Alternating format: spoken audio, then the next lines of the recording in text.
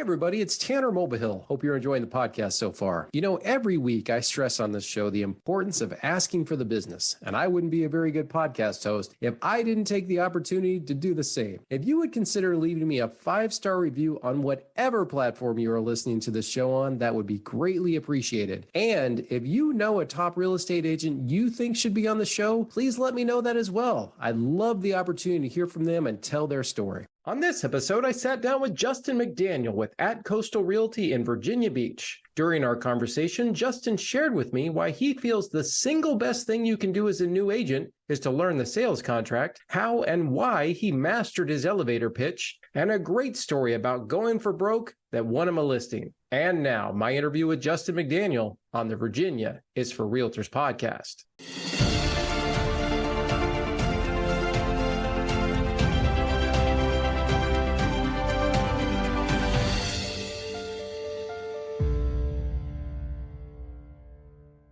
Well, welcome back, everyone, to another episode of Virginia's for Realtors, now in our second season. I am pleased to be joined today by Justin McDaniel with Coastal Realty. Justin, how are you today? Can't complain, man. Weather's nice. Life is good. That's right. And you know what? It's kind of a bummer that we got Memorial Day weekend coming up here, and the weather for golf is a little iffy at the moment. Those of us that are committed, we'll power through it. I've got a shotgun start Monday morning, and if you don't think I've got my rain gloves, my hat, my jacket, I'm ready to go. Ready to go. That's right. You know, you just got to play through it. Well, I appreciate you coming on the podcast today. I wanted to go and start this off by taking a moment to share a little bit about your journey on how you got into real estate. And I was doing a little research in advance. So you are local to the Hampton Roads area. Is that correct? Yep. Mm-hmm. Awesome. What were you doing before you jumped into this? So I've probably got one of the more unique starting stories, I would say, because I was a test subject. I mean that literally. I was born and raised here. So been here whole life, high school, college, degree in communication because I like to talk too much, had no idea what to do, and was waiting tables. So I've been in the restaurant business since I was 14 years old, got it from my dad,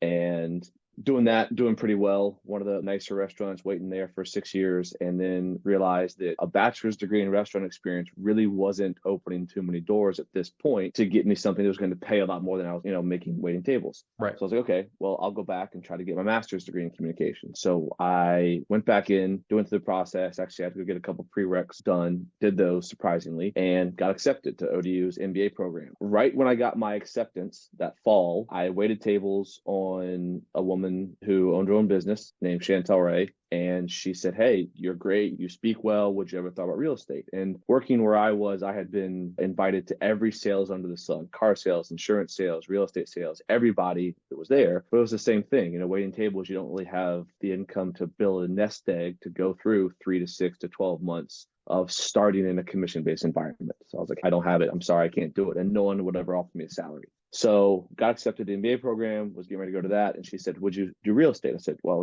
same thing. I can't. She's like, well, what if we gave you a salary? Well, what do you mean? That never happens. Right. She's like, well, I had been talking over that we have wanted to try a program where we give new agents like yourself a salary, on a job program. There's details about it kind of thing. But it's like, we'll give it a shot. It's like, would you be interested?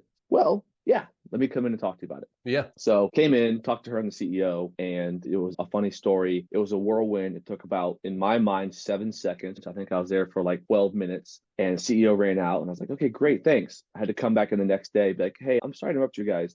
Did I get the job? I'm still confused. And so they said, yes, would you like to try it? So I was like, yeah, I'll give it a shot. It was a small step from what I was making, but it was a shot to get out of waiting tables. Gotcha. And so I went and got my real estate license at the same time while taking my first semester at the MBA program at ODU. And then starting real estate. And what I did was, as a salary person, they basically had me working around 35 hours in the office as a lead manager. So I would come in there, I'd work, 6 to 8 hours a day kind of thing. And I would go over the lead system that we had. So all the calls in that they had, I would, check the times of it and basically make sure the leads are being handled properly. So that's what got my salary, as well as then being able to sell and learn real estate while being paid for it. So I didn't have to take that 6 months of no income kind of thing. Right. First semester doing that while trying to go to school and do the salary program, I was like, yep, this isn't going to work. So all that work to join the MBA program, got accepted, went out the window. Right. And then 3 months into working there, I was allowed to take my first listing, which was a very fun one. It was on Shore Drive in Virginia Beach, right by the beach. and put the listing in. And this is back in 2013. So this was not the multiple offers of now. We got 7 showings in the first day. I had 3 offers that night. Wow. It's 11 p.m.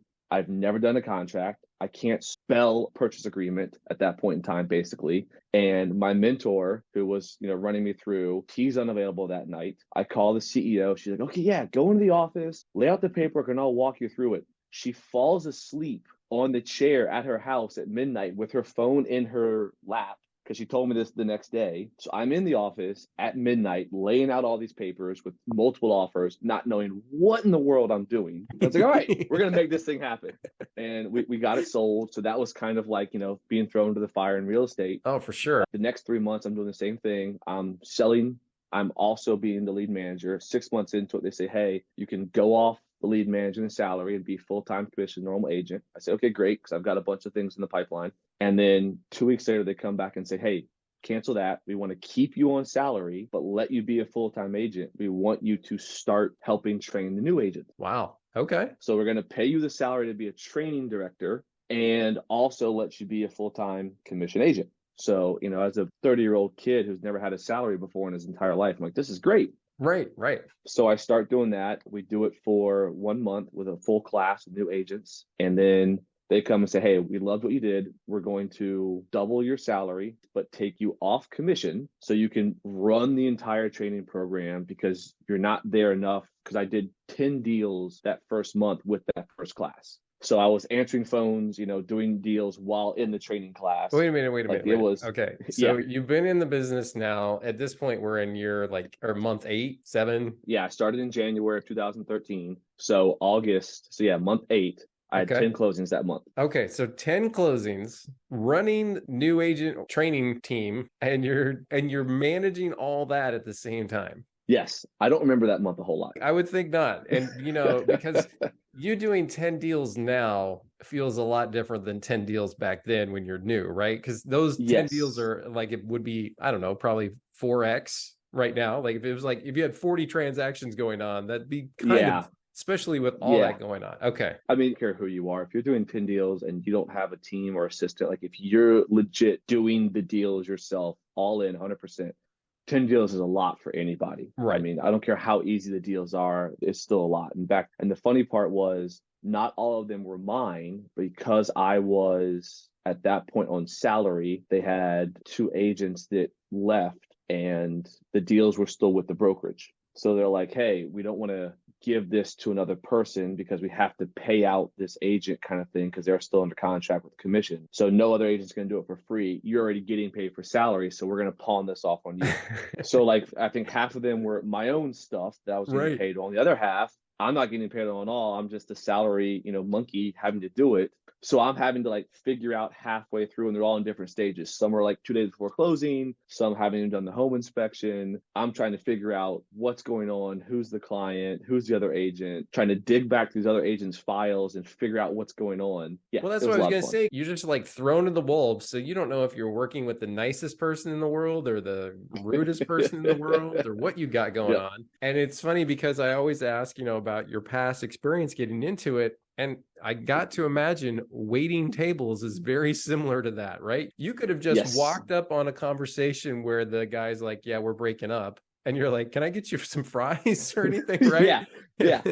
It's exactly that. Having a full section of 5 tables, and then some server gets caught drinking in the back, and they're like, hey, Justin, go take these other 4 tables right now. And I'm like, cool, you guys just sat down, you guys are on desserts, you guys ordered food. I don't know what you ordered, but I got to figure it out and make sure I bring you the right food. Yeah, good times. Yeah, exactly. Let's on a Friday night at 7:30. That's right. Perfect timing. All right, when we come back, I want to talk about your training program that you set up and some of the things that you remember from that time, and just kind of the whole role in general, because we're going to get into when you started going full-time from there. So we'll be right back with Justin McDaniel.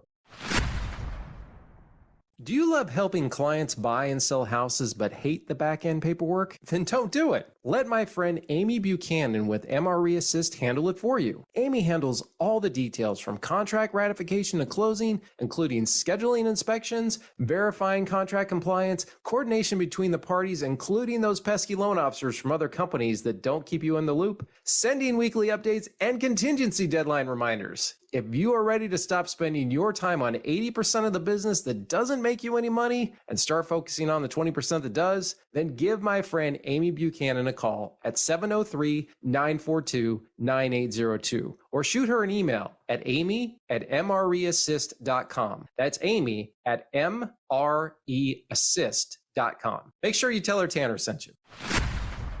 So welcome back, everyone. All right. So Justin, you're now in charge of the lead team, in addition to trainer of agents, and they have you on salary, and they've presented you the idea of like, okay, you can stay salary, do your own deals. That's cool. And you'll get paid appropriately on them. And then they come back and they're like, wait a minute. We've kind of realized we may have something more here. We're going to double your salary. So now sounds like you have a decision to make then. So how'd that go? What they did was they came to me because the salary was a draw system. It's like, hey, the idea was you own salary for 1 year, you work your deals, and you get nothing of the commission until that money is paid back. And then once you paid that salary back, then everything after you'd be on a normal split. So it gave me kind of an incentive. But that way, if I don't sell anything, I don't owe them the money. I don't lose it. It's like no risk for me. And if I do really well, we still all benefit. Right. So when they said, you're going to be off salary, go be a full commission, it worked because I had a couple deals in the pipeline. Now, I was young, I was stupid,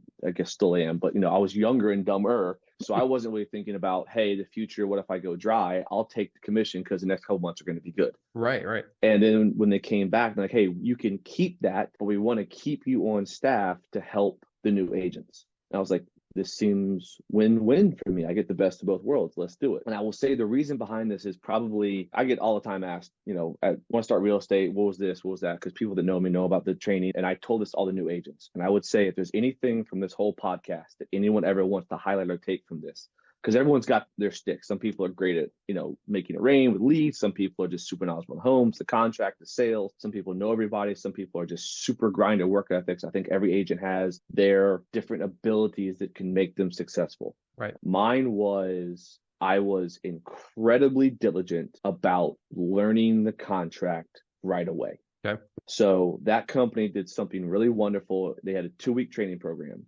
And basically you go over the standard purchase agreement and you go over the listing agreement. That's all you do for the first basically 2 weeks. And you have to pass the class. You have to be able to do a buyer presentation over that contract with the CEO at that time. And you can't miss anything. So you have to go over line by line of the entire, at that point it was 11-page contract. Now I think it's 14 or maybe now it's 15, but you have to go over the whole contract, local area around here. Can't mess up. And you get 2 strikes. You hit 2 strikes, you're out, you got to redo it. So I saw that and I was like, okay, I don't know, excuse my French, I don't know my ass from my elbow when it comes to real estate. I don't know nothing about houses. I wasn't steeped in it. I was coming from the restaurant world. So I was like, okay, I'm going to be in this office for 6 to 8 hours a day. Right. There's a lot of downtime.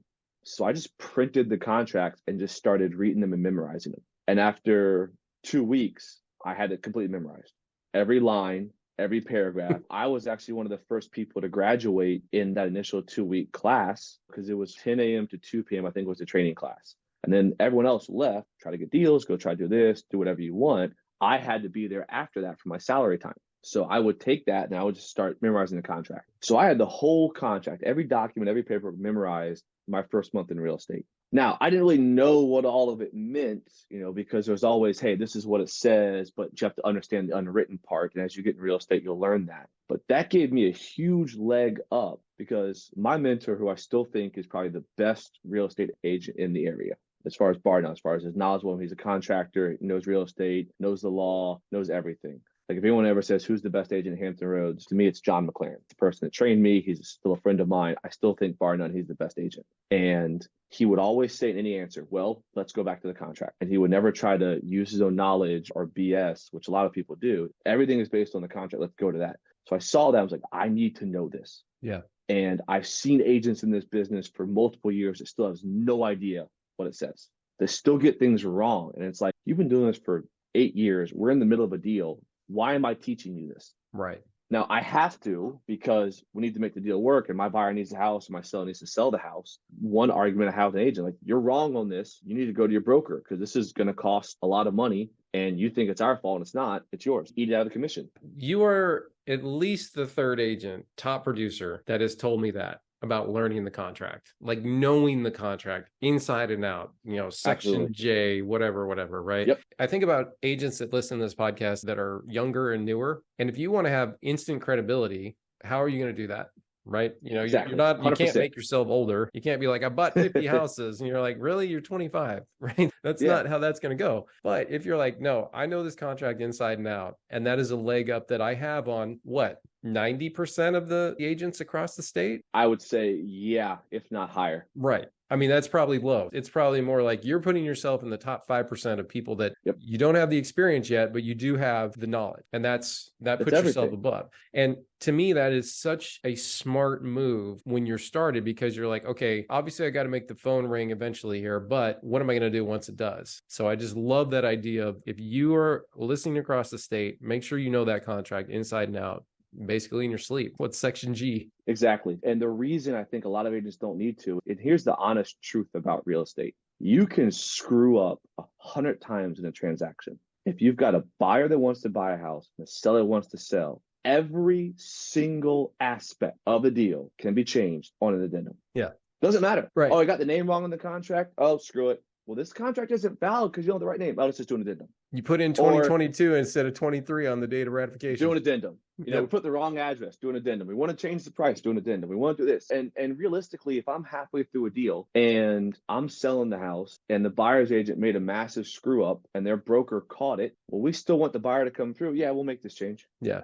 So like, there's safety nets out the wazoo in this business. You don't get penalized for being an idiot. I mean, it's kind of scary how bad you can be at this job and still get the deal done, because the broker's going to help because they get a cut of it, right? The other agent's going to help because they want to do what's best for their client. So you have deals where it's 50-50 between the agents. You have deals where it's 90-10. And when people start realizing that or see that, there's not enough of an incentive to really know the ins and outs of the process. You don't get paid more because you know more. Right. So I think a lot of agents can be lazy. They can get rewarded. It's really, if you know someone that wants to buy a house, you're going to get paid. Yeah.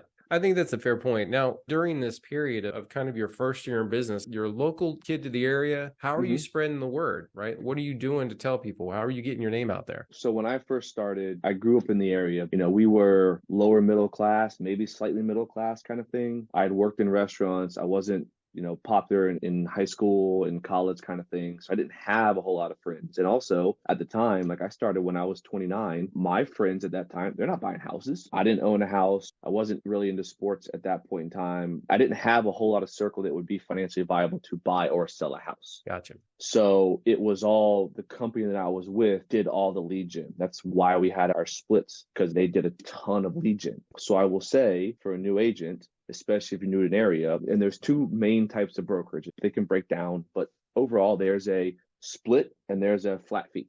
Flat fee, you pay 10, 15 grand, whatever it is, and they leave you alone and you do all your lead gen. There's no splits. They don't take 50-50, 80-20. They leave you alone. They don't give you much. But, if you're a high producing agent and I'm doing $10, $20 million in volume plus, I don't want to make splits. I can produce myself. Or there's a company that says, hey, we'll do 50-50 split, but we'll pay for lead gen. We'll give you $5,000 a month lead gen, and we give company leads and give all that kind of stuff. It's slower to start. Majority of leads are going to be referrals and personal sphere. That's pretty much everybody, right? Right. So if you start with a company, they may take 50% of that, but a half a grapefruit is better than a whole lemon. Yep. So if you're getting 50% of something, better than 100% of nothing, take it. Take the lead gen, learn the business, get the deals, do it for a few years. Yeah, you're not making 500 grand a year. Maybe you're making 60 to 100 to 120 kind of thing, but you're living, you're paying your bills, you're learning. And those people that you helped buy or sell a house, they're going to call you in 4, 5, 6 years when you're with a different brokerage. Yeah, that's always a good point. My philosophy has always been, I'd rather have some money than no money. It's a great philosophy. So it's like, hey, we got to make a deal work. Okay, let's do it, right? Like, what do we got to do to make this work? It's a similar mindset in that regard. And like you said, you get that lead off Zillow or wherever it is, you sell them a house. It's not like you have to pay Zillow back or the company back 4 years from now. Exactly. That's not how that works. You do the upfront cost, and then go from there. But that's a great point. Now, what are some of the tips that maybe you still use when you're working an internet lead? How do you do it? Personally, I have stopped internet leads. I haven't done them in 4 years. I had a partner, gone separate ways. She could do her own thing and I could do my thing kind of stuff, mutual. And she's a rock star.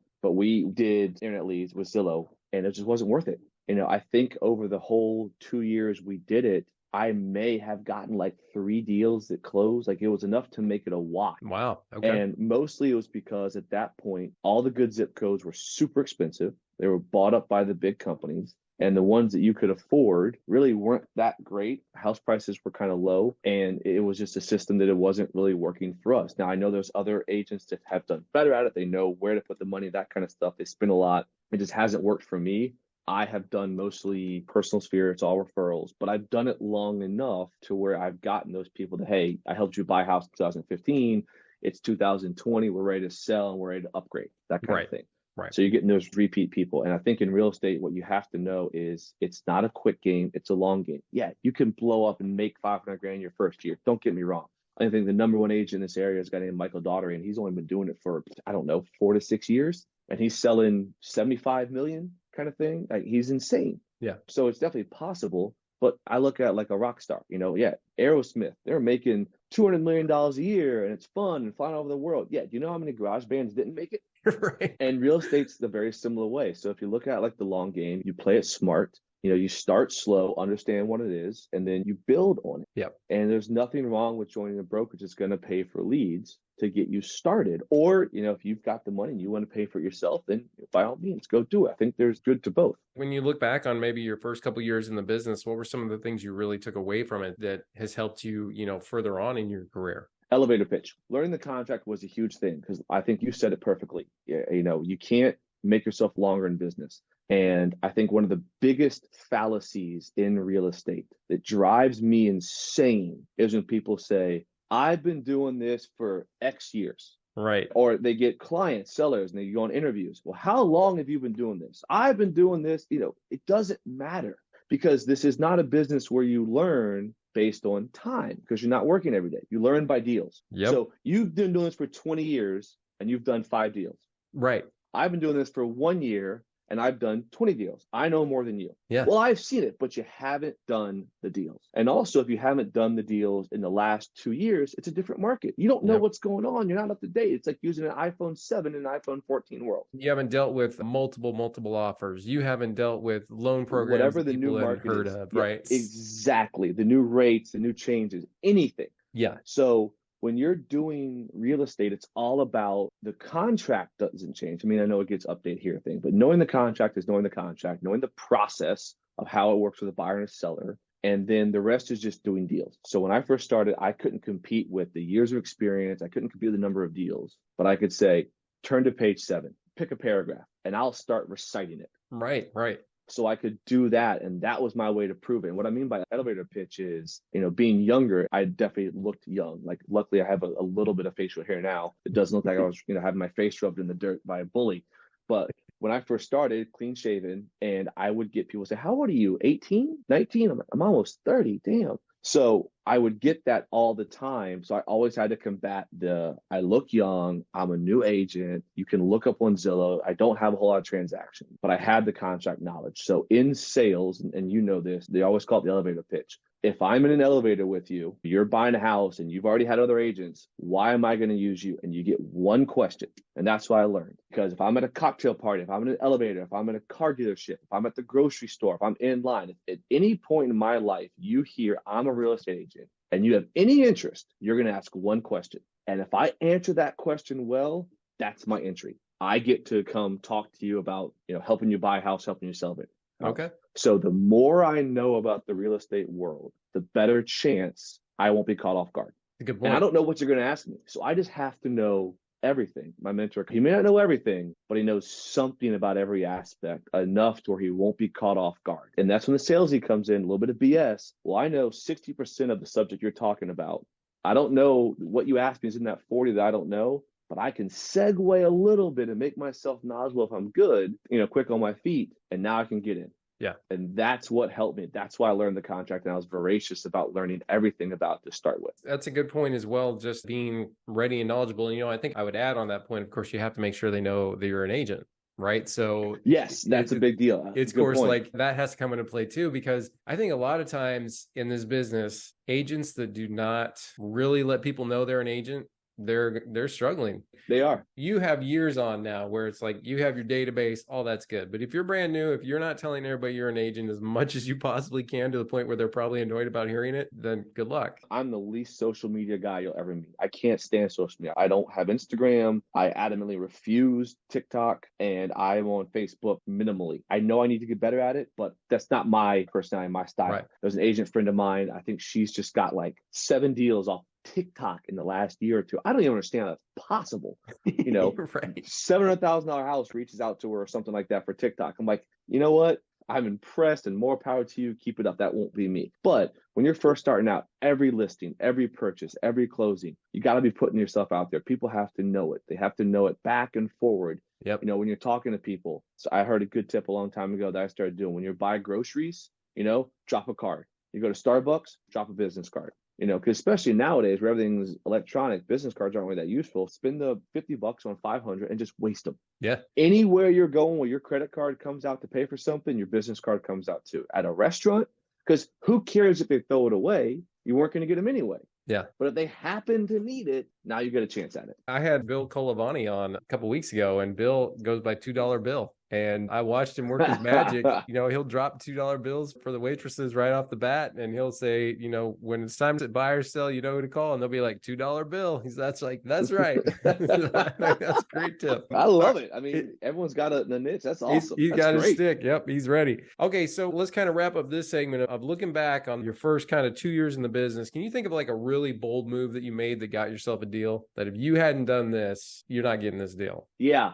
Interviewing for a listing. Okay. And 6 months, 3 months on salary, doing leads, 3 months selling and doing leads. 6 months in, changed to doing trainings and sales, no more doing leads. 2 months into that, so I'm at month 8. Now I'm fully training director. I'm no longer doing deals at that point. I do that for 4 months. So 1 year mark, the company decides to make a change. It basically puts me backward. I don't like it. I'm young and arrogant, so I think I'm hot stuff. You've mastered the real estate world. I am king sales guy in the world, and I get an opportunity to go to pool sales, and the guy offers me a great deal. So I leave real estate. I go do in-ground pool sales for 5 months. The guy turns out to be a complete and total jerk. I leave that. I go back to the same company. Luckily, they take me back and do real estate. So I'm just getting back in it. And it's weird because I've been in real estate technically licensed for 1.5 years. I don't have as many sales as you might think because a lot of the ones that went under closed weren't under my RAIN ID. So I wasn't getting the stats for it.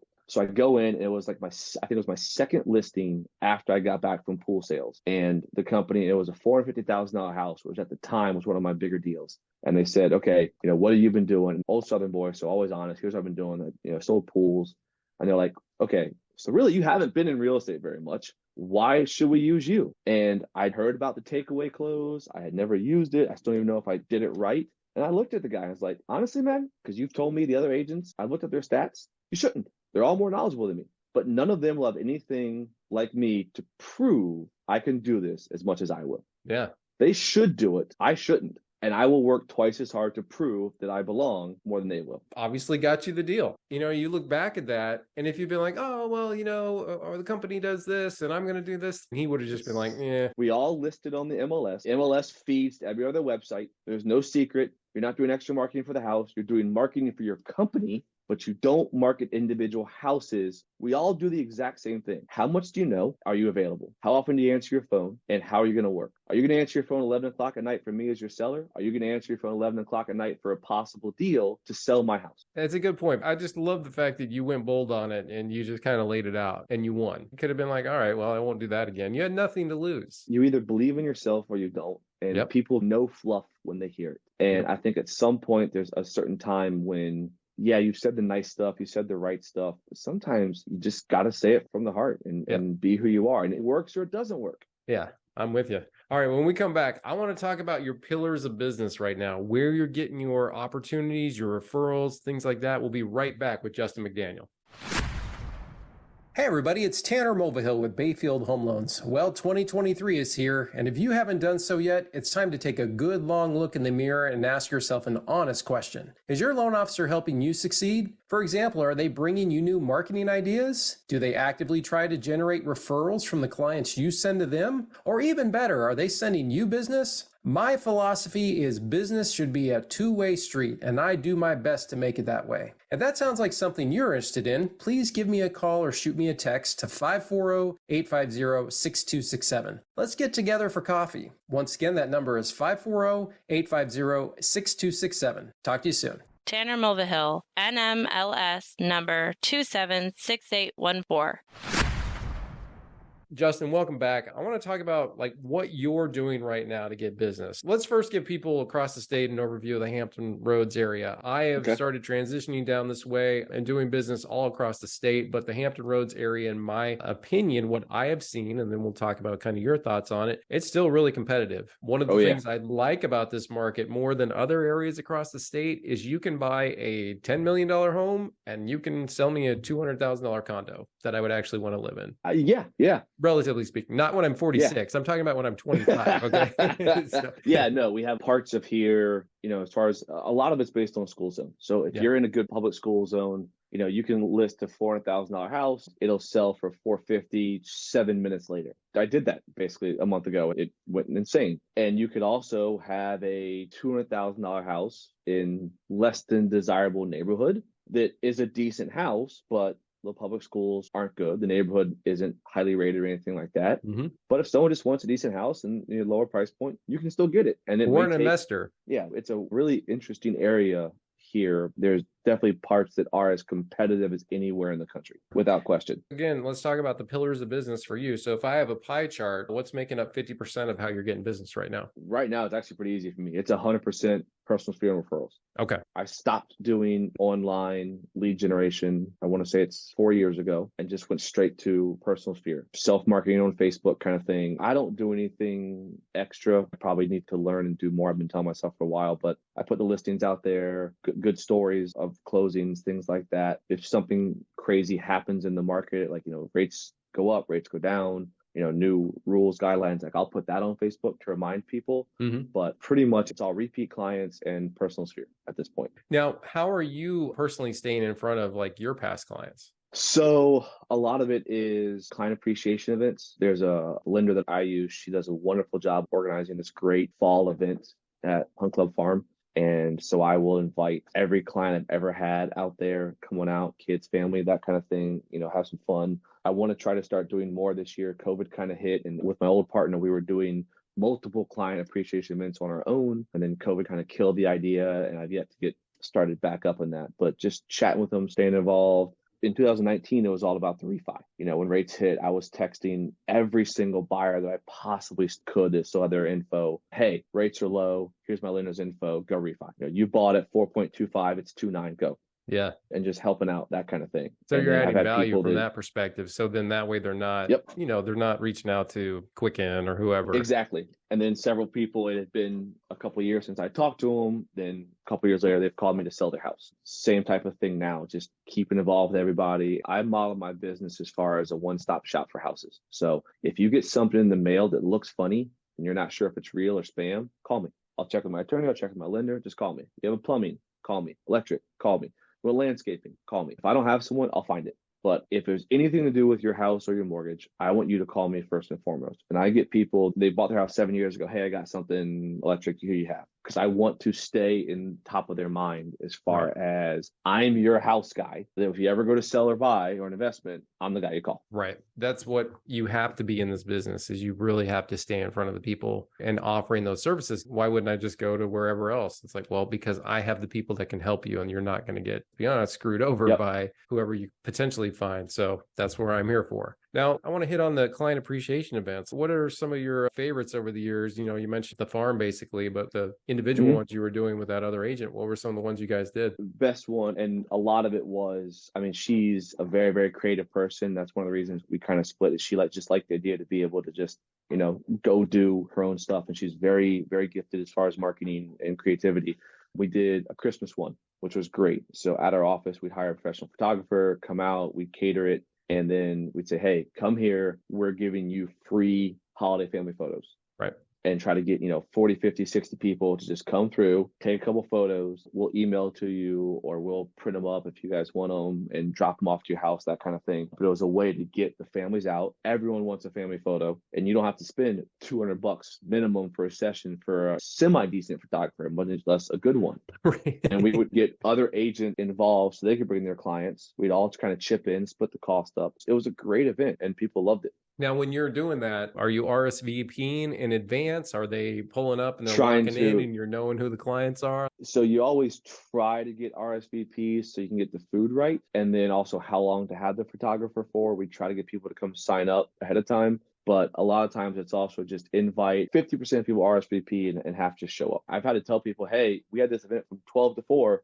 You came at 3:45. There's no food. Don't get mad at me. Right, right. That food comes there at 12. It's gone by 1. Yeah. And then 90 other people show up. Of course, you got to budget a little bit for that. But yeah, because your alternative is you're left out of food. You can't spend $700 on food and 5 people show up. That's what you got loan officers to kick in for, those are home inspector fees, right? Yeah, exactly. Yeah. So I think just doing stuff for people, get them out there. I mean, for me, the biggest has always been just be a resource. I think it goes back to me, like, honestly, at the end of the day, we make a good living. Now, it's feast or famine. We can make a great living and we can be absolutely destitute. But coming from waiting tables, I remember when a great tip was $100. That would be a night maker for me sometimes. And you're walking out with 150 on a decent night, 200 on a good night. So if I get a great table, make $100, that could be half of a good night. Right.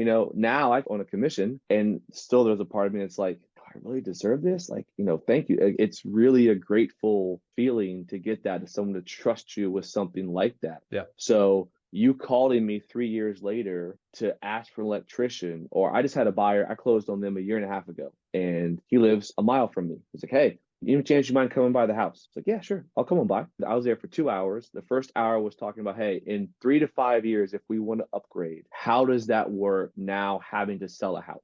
Okay. Let's talk about that. Now, that could happen. It's business. It could not happen, but I think every agent will do that. But the other half was, hey, will you look at this thing in the attic? Hey, will you check these outlets for me? I'm not an electrician. Let's go test the reset buttons on the GFIs. I'll take the ladder. I'll crawl up in the attic. I mean, he's got a 4-foot attic. I'm a 6-foot tall guy. I'm walking around the HVAC looking at it. I'm not a home inspector. I'm not a contractor, but done this long enough to know a little bit about it kind of thing, at least point him in the right direction. Right. But I'm there for an hour kind of going through his house and figuring out who to call the best and giving him ideas. And hey, look, instead of wasting the money on this person, I've had this question with my home inspector. He's told me things. I'll pass the info to you. Here's a cheap way to fix it with some elbow grease and go do that. Yeah. I'm not getting paid for that. But he bought a house from me. That service shouldn't end. If someone is willing to trust you to buy a $300,000 house, you've made $9,000 off that. Yeah, we work for them. There's liability and there's cost to it. And there's a lot of effort and times and crazy phone calls. My fiance, it seems like, wow, I didn't realize you're stressed out about this at midnight, kind of thing. It's like, yeah, we do a lot, but we get compensated well for it, and just go a little extra. If you do that, it will come back to you. And even if it doesn't, it just feels good. I think a lot of people that are successful in this have that kind of like the want to help, right? It's a helper's mindset, and we get paid handsomely to do our job. That's certainly a plus for sure too. But helping people, that's what makes me feel good. You want to be that resource. That's what I like doing. A lot of it is just work ethic, and customer service. Hey, are you willing to take the extra phone call, do a little extra, show up? How's your knowledge? That is what sets it apart. If you know the craft and you're willing to put the work in, that's it. That's a good point.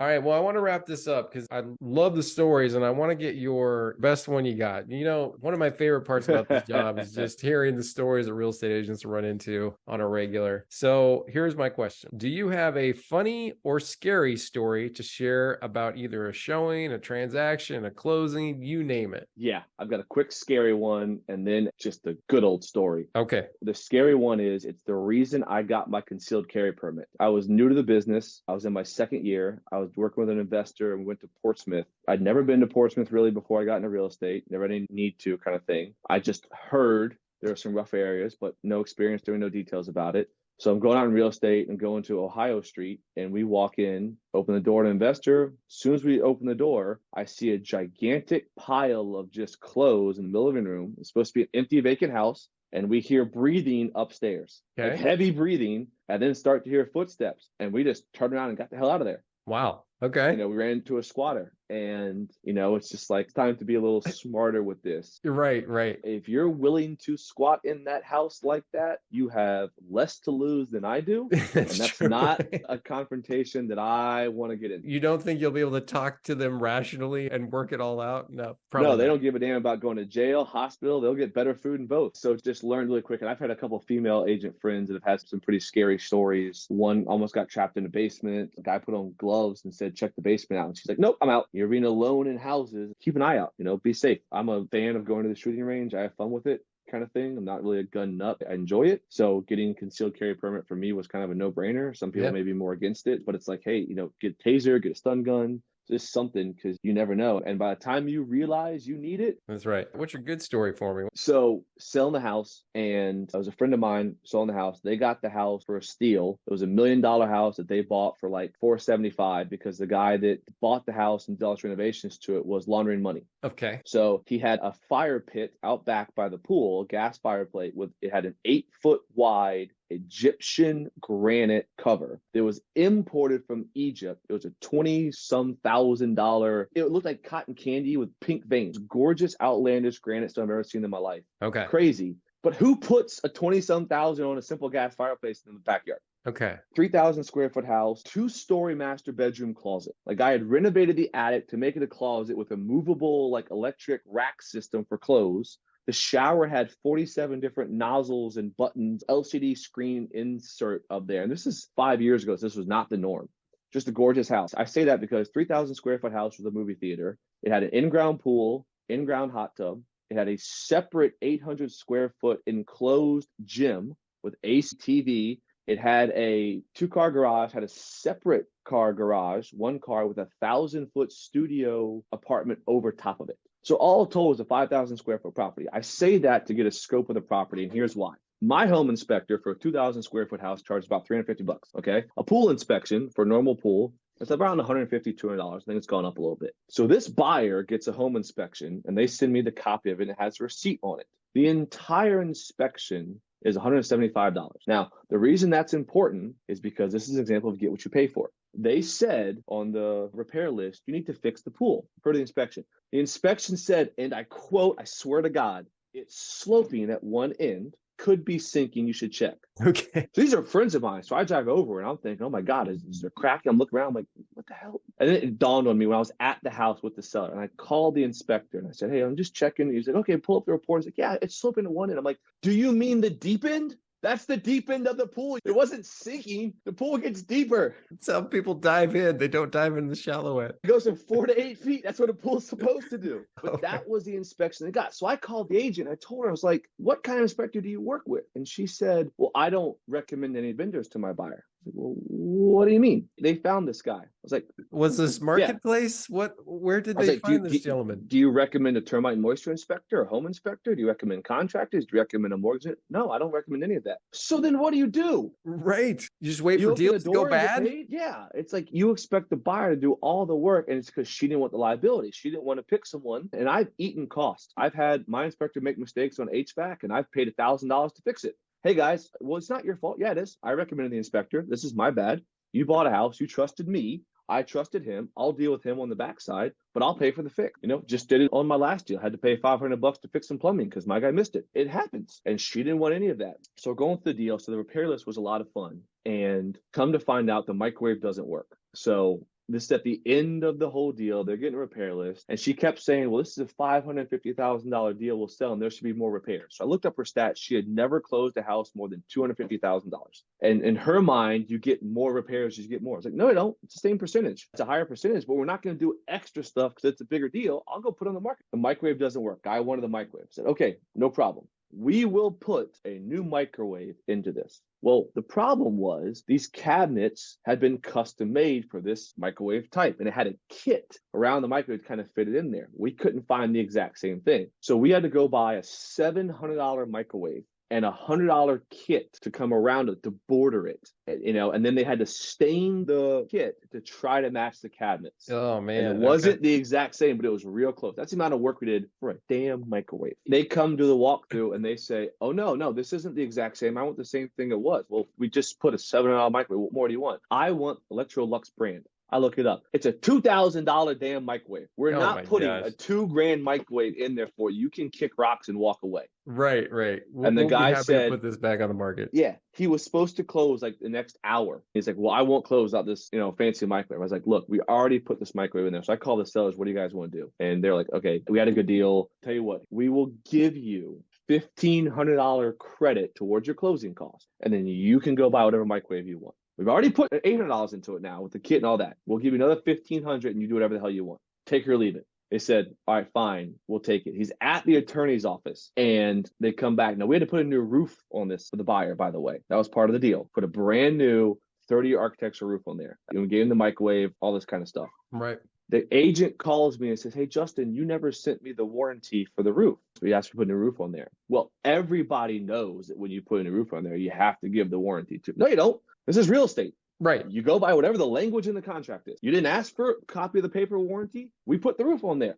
Well, how do we know it's a 30-year? Well, here's the receipt. That's what we gave you. And it states it. Well, if you don't give us the warranty, we're not going to close. This is 5 o'clock on a Friday afternoon. My client is buying a house that they can't move into because we didn't close. His U-Haul is on the street next to me at my house because we can't put it in the driveway. His stuff is in there, and he's staying with me that night. And I hear them in the background say, oh, they didn't give him a warranty? We're done with the deal. And I hear the attorney says, hey, just to let you know, there's a possibility of breach of contract if you do this. The buyer says, I don't give a damn. They don't want to give us this. We'll walk. So I have to call the contractor. They have to call Timber Ridge Roofing Shingles, get a copy of the warranty, send it to us, email it to them, said, here you go, close. And this agent finally said, okay, thanks so much. She had no control of her buyer the entire time. Wow. Buyer ran everything. When she gets done, like an hour later, I get a text from her saying, thank you so much for a great transaction. It was a pleasure working with you. You're so professional. I send her the screenshot that shows her contact information is never answer again. Yep. And I kept that in there. One of the things about this business is you're going to deal with people again. And if you need to make sure that you do a good job as an agent, because you're not the only one that has that in your phone if she sold any other deals since then. I know she tried to show a house of mine like 6 months ago when it was, fire market, and I just never returned the call. That's right. Well, I thank you so much for coming on the show today. You gave me a lot of good points to consider and think about. And I think a lot of people give them an idea to think about too, because knowing that contract's so important. So Justin, thank you again for coming on the show. I appreciate having me, man. When you first reached out, I wasn't sure about this. I've never been a big podcast guy, and I got to listen to a couple of samples. It was really cool. So it got me more excited about coming on this. And I think this is a cool thing you do. I'm glad you do it. I think it's something that, hopefully, you can keep doing. I think it's a good resource. You made some good points. You had some good questions. It was a genuine pleasure. I appreciate it, brother. Looking forward to seeing where the career goes from here. Looking forward to seeing you on the golf course. Let's do it. Well, that's it for this episode of the Virginia is for Realtors podcast. If you're a realtor looking for a loan officer you can count on to follow up with the leads you send, keep you updated on the transaction every step of the way, and get you to the closing table on time, give me a call. I'd love the opportunity to sit down with you for coffee to learn more about your business and how we can make it even better. Until next time, this is Tanner Mulvihill on the Virginia is for Realtors podcast.